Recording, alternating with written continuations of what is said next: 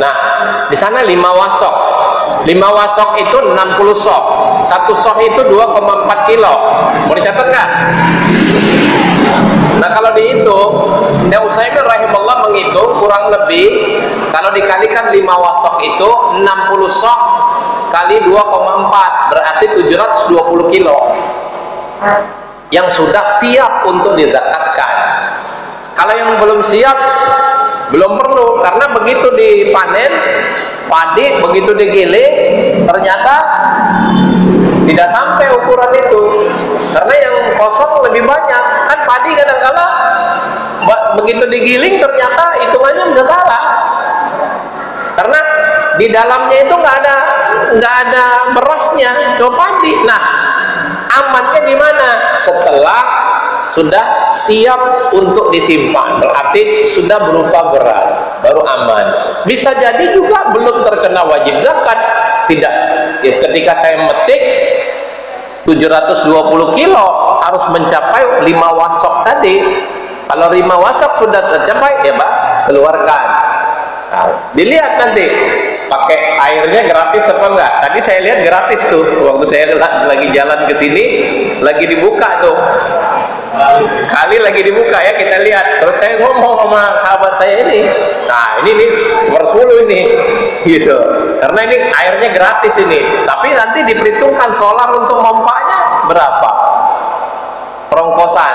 Nanti dia beli bibit berapa, dipotong dulu semua. Baru nanti terakhir mencapai nggak dengan kilo yang diinginkan, ya seperti itu ya. Wallahu a'lam. Ya, betul. Baru nanti sisanya ya. Nah, karena kan kita perhitungkan dulu apa beli bibitnya berapa, nanti airnya belinya berapa airnya, gitu kan, perongkosan. Nah, ini memang agak jelimet kalau bicara masalah itu, tapi ya apa boleh buat. Memang kalau sudah kita ngaji, ya memang ya jelimet rinciannya seperti itu, sudah dibahas ya. Kalau mau saya share ya saya share, nggak apa-apa. Ini sudah dibahas oleh beberapa syekh kita dari Timur Tengah, sudah ada hitungan-hitungannya, zakatnya, ya bisa kita ambil manfaat dari fatwa-fatwa beliau-beliau itu. Kita ini cuma nyontek, bukan bikin hukum. Kalau karena kita bukan mufti ya. Iya, emang siapa lo kalau kata orang Betawi gitu. Jadi bukan kata Pak Surya. Kalau kata Pak Surya emang siapa lo gitu ya. Nggak penting gitu. Baik, saya share dulu tentang zakat pertanian, perkebunan, atau apa saja yang sudah tadi dijelaskan, hadis-hadisnya sudah kita catat. Silakan saya share ke Pak Ustadz Saifullah, nanti bisa diteruskan.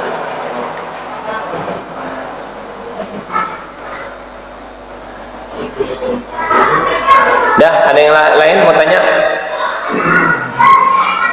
Jadi tolong perhatikan ya, tidak ada zakat dari gaji. Kalau mau bersedekah, sedekah aja, itu urusan Anda. Tapi kalau pakai kata zakat, tidak ada zakat profesi, tidak ada zakat gaji, tidak dikeluarkan per bulan, itu bikin hukum sendiri.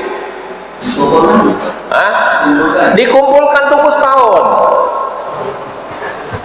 Ketika saya kumpulkan gaji saya sampai di akhir, tahu-tahu saya butuh, ada yang sakit, ya udah, nggak usah zakat. Siapa suruh ngeluarin duluan? Enggak, maksudnya hubungannya mau ada tiap bulan, oh dapat sekian, boleh dan misalkan tahun. Dilihat mencapai nisab enggak? Berarti kan sisa kan? Sisa daripada semua harta kita itu dikumpul kan? Ditabung lah kalau kita bilang. Jadi ada yang di sampai nisabnya, udah hitung lagi ya? Enggak, bukan yang enggak ngitung lagi, tetap dihitung berapa yang terkumpul, sudah mencapai nisabnya atau belum. Iya, kan boleh nisabnya, tapi udah bisa kan itu setiap bulan itu. Sekarang saya baik. Oke. Tidak, sodako jangan dicampur dengan. Contohnya begini, tiap bulan saya keluarin dengan niatnya sodako, itu aman. Iya, kumpulkan setahun. Saya kasih ilustrasi begini. Yang 2,5%. Iya, tahu. Saya punya gaji, ya, mungkin 3 juta. Tapi 3 juta kecil sekarang ya. 10 juta tahu. Tiap bulan saya tabung, berapa yang bisa kita tabung dari hasil 10 juta setelah habis semua? Hah? Iya, berapa? Kira-kira berapa? Ilustrasi saja. Katakanlah 2,5 juta saya tabung. 2,5 juta kali 12, berarti kan 12 bulan. Komaria, 12 bulan. Taruhlah Ramadan ketemu Ramadan. Ya. Dari 12 bulan kali 2,5 juta berarti sudah punya 30 juta. 30 juta itu sudah mencapai nisab perak pasti. Maka dikeluarkan 2,5% dari 30 juta, boleh. Tidak apa-apa. Ya. Tapi kalau nabungnya cuma katakanlah 500.000, ya, sampai tahun depan cuma terkumpul 6 juta, enggak keluar zakat. Karena tidak ada nisab peraknya juga nggak masuk, apalagi nisab emas tidak masuk juga. Maka sekurang-kurangnya 200 dirham. 200 dirham itu adalah 595 gram perak. Ya, dikalikan 16.000 berarti kurang lebih 10 juta lebih. Nah, kalau sudah terkumpul, mana, kata saya bin Bas rahimahullah, mana nisab yang duluan dicapai, itu yang dikeluarkan. Umpama nisab peraknya duluan, karena apabila seseorang sudah memiliki 200 dirham, maka dikeluarkan 5 dirham. Seperti itu fatwanya, wallahu a'lam. Jelas ya? Tapi ada yang bertanya begini, bagaimana kalau saya dalam perjalanan setahun itu saya keluarkan duluan, belum sampai setahun, boleh nggak? Boleh. Niatkan zakat, saya ini keluarkan zakat tapi belum waktunya, itu diperbolehkan tapi tidak dianjurkan. Kenapa? Mungkin pada akhir tahun itu bangkrut, siapa suruh keluarin duluan? Ya jangan salahkan syariat lah ketika itu. Tapi boleh nggak? Kita jawab boleh, karena sahabat udah nanya. Coba buka hadisnya 632. Kalau ada yang nanya, boleh nggak Ustaz saya keluarkan lebih dulu? Umpama belum sampai Ramadan, tiba-tiba ada yang butuh bulan Sa'ban, ya, atau bulan Rajab mungkin ya, sebulan lagi, ya udah keluarkan aja, nggak apa-apa. Yang penting niatkan, niatnya zakat. Nggak usah juga kita omongin sama yang ngasih. Ya, Syekh Utsaimin rahimahullah berkata nggak perlu juga dijelaskan ini zakat atau tidak. Yang penting niatkan aja itu zakat, boleh. Nggak perlu disebut nih ya, saya bayar zakat ya sama kamu, nggak perlu. Yang penting niatkan itu zakat sebelum waktunya, boleh. Bener nggak? 632. Baca. Dari Ali bagaimana bahwasanya atas ada hadis Rasulullah tentang mengeluarkan zakat sebelum sampai waktunya. Maka ia bolehkah? Iya. Apa kata Syekh bin Bas rahimahullah? Ini kalimat diulang-ulang, ya. Apa yang diperbolehkan belum tentu dianjurkan, tapi apa yang dianjurkan sudah pasti diperbolehkan. Anjuran untuk mengeluarkan zakat sebelum waktunya tidak ada. Tapi boleh nggak? Ya boleh, karena sudah dijawab tadi. Boleh nggak saya keluarkan zakat sebelum waktunya? Ya boleh. Cuma resikonya apa? Mungkin sebulan lagi, semestinya sebulan lagi kita keluarkan. Dalam bulan Sa'ban umpama tiba-tiba sudah tidak mencapai nisabnya, ya semestinya sudah bebas zakat. Tapi kita udah keluarin, ya sudah, jangan disesali. Orang syariat nggak minta kok, kan itu kemauan kamu, kan begitu. Jelas? Hah? Soal pahala sudahlah, serahkan saja kepada Allah. Setiap perbuatan baik sudah dicatat pahala, Pak, nggak usah khawatir. Ya, surat 16 ayat 97 itu jawabnya. Baca. Sudah, pahala udah, itu sudah dikasih itu. Cuma jangan sesali ya. Udah keluar duit nyesel, itu nanti berkurang. Tentang berapa? Ya saya bukan distributor pahala. Saya tidak tahu, wallahu alam ya. Pokoknya setiap manusia, baik laki-laki maupun perempuan, atas dasar iman dia berbuat amal soleh, itu bentuknya amal soleh, dikasih pahala. Ayo antum baca coba surat 16 ayat 97. Nah ini yang hafidz ini, masya Allah. Semoga cepat hafidz ya. Iya pahala, cuma jangan angan-angan seperti Yahudi. Ada juga Yahudi dikit-dikit pahala gitu ya. Ya kita juga ngarepin bener, memang Allah yang motivasi. Cuman angan-angan kosong kan bisa aja. Ya, kayaknya udah berbuat padahal nggak ada pahalanya. Jangan sampai begitu ya. Silakan, itu dulu.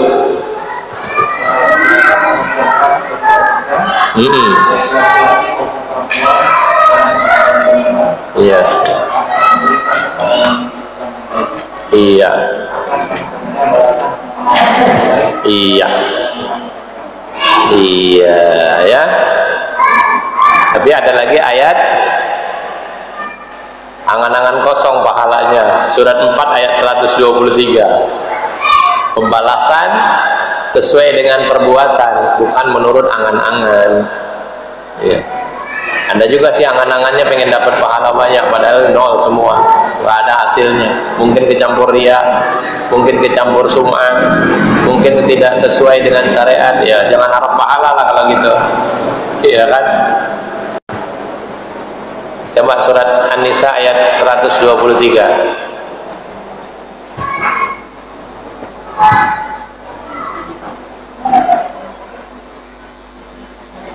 Ya boleh pecah artinya.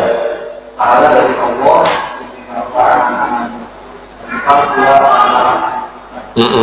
siapa bekerja dari kejahatan, saya akan dibalas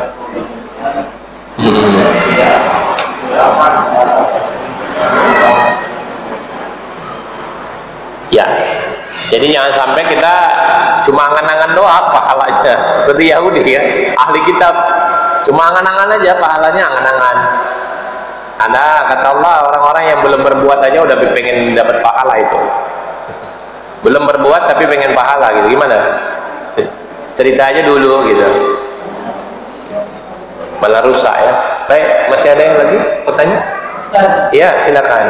Menggunakan zakat caranya apakah dipotong dulu sebelum dipotong pada diberikan atau sudah dipotong modal diberikan kan betul kayaknya ya apa zakat harus diberikan modalnya iya kemudian hasilnya mungkin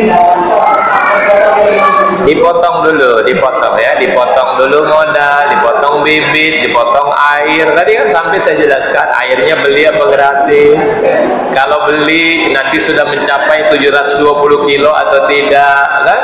Kalau beli airnya kepake berapa, zakatnya kalau nisabnya sampai ya 1/5, setengah dari 1/10 kan gitu ya. Potong dulu Pak, potong dulu. Baik. Iya. Apakah dalam kesehariannya itu harus sesuai dengan sunnah Rasulullah 24 jam atau sunnah? Ada sunnah itu dibagi. Maka Imam Al-Barbari rahimahullah berkata, Islam adalah sunnah, sunnah adalah Islam. Gimana tuh pahaminya? Semua perbuatan, contoh yang dilakukan oleh Rasulullah SAW ini merupakan sunnah. Salat itu sunnah Rasulullah SAW, ya kan? Karena Rasulullah SAW bersabda, "Sallu kama ra'aitumuni usalli." Itu sunnah Rasulullah SAW. Segala tindak pola. Tapi sejauh mana yang bisa kita, kalau sudah ibadah berarti diharapkan pahala toh. Nah, kalau sudah niatnya berharap pahala, maka mesti ikhlas karena Allah, muttaba'ah kepada Rasulullah SAW. Kemudian ini kata Ibnu Qayyim rahimahullah, ujian yang paling berat adalah ayat yang Allah turunkan, ya, qul in kuntum tuhibbunallaha fattabi'uni yuhibbukumullah wa yaghfir lakum dzunubakum wallahu ghafurur rahim. Ini adalah ujian. Ujian bagi seorang mukmin, apakah mengikuti Rasulullah sallallahu alaihi wasallam atau tidak? Laqad kana lakum fi Rasulillahi uswatun hasanah. Ya, liman kana yardallaha wal yawmal akhir wa dzakarallaha katsira. Ini apakah kita sudah mengikuti? Kalau itu namanya ibadah. Tapi kalau yang namanya al-uruf atau kebiasaan, mungkin kalau kita makan pakai sendok, nggak mesti juga pakai tangan. Ya, kalau Rasulullah SAW pakai jubah, kalau mau diamalkan silakan, kalau tidak juga enggak, karena hukum asal adalah menutup aurat. Ya, kalau orang-orang pakai jas, apakah jas itu dibesarkan oleh orang kafir atau tidak? Kalau tidak berarti umum boleh dipakai. Peci hitam seperti ini, apakah itu peci hitam dibesarkan oleh orang kafir? Tidak, umum berarti boleh dipakai. Ya, tapi identik.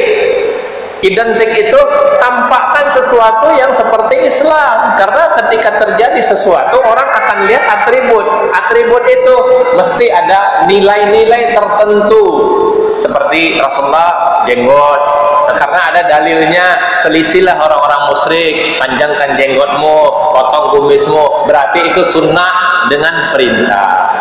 Ya, kecuali kalau nggak punya jenggot, dengan pendekkan celanamu, ya ini semua masuk kepada bab sunnah, karena ada ancaman-ancaman di situ. Tapi tidak ada larangan kan? Tidak ada larangan mau pakai peci model apa kayak, yang penting tidak dibesarkan oleh aliran-aliran sesat, itu tidak boleh. Berarti tasabuh mirip, ya. Mau dibaca silakan, kita bisa buka Bulughul Maramnya plus keterangannya, hadis 1499, man tasabbah biqaumin fahuwa minhum, itu yang menjadi pembahasan. Coba plus keterangannya, nanti baca 1499. Atributnya Islami atau tidak? Ya kalau bisa ya baguslah. Ya, pakai baju yang kira-kira nampak keislamannya bagus. Tapi bagi perempuan ini nggak boleh suka-suka.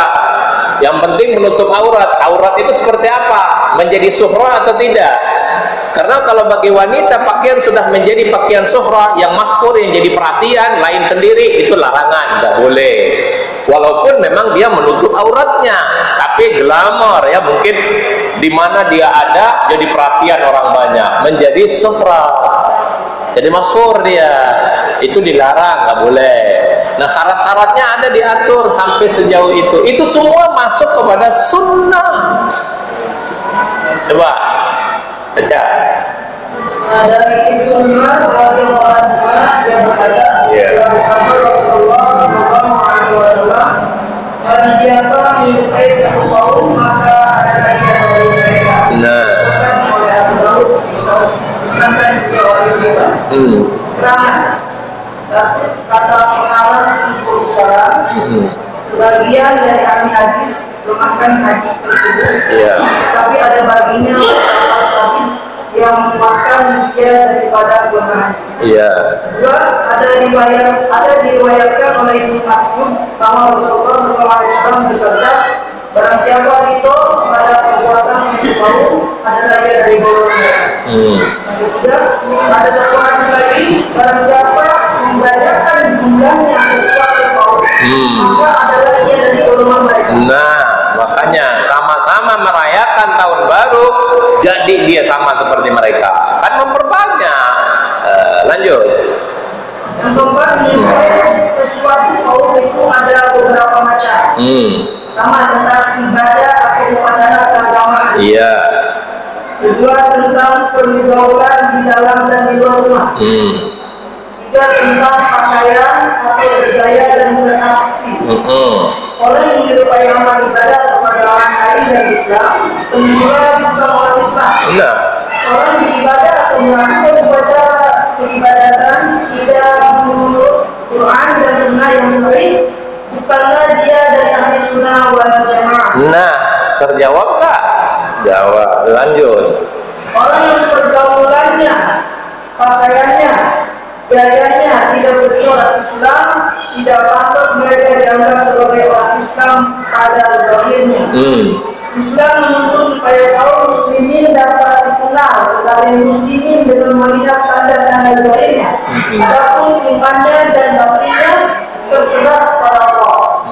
Dalam satu perubahan atau kerusuhan, tentulah pihak Islam menyerang siapa-siapa yang dipandangnya tidak sebagai muslim. Mungkin juga tentunya dalam ayat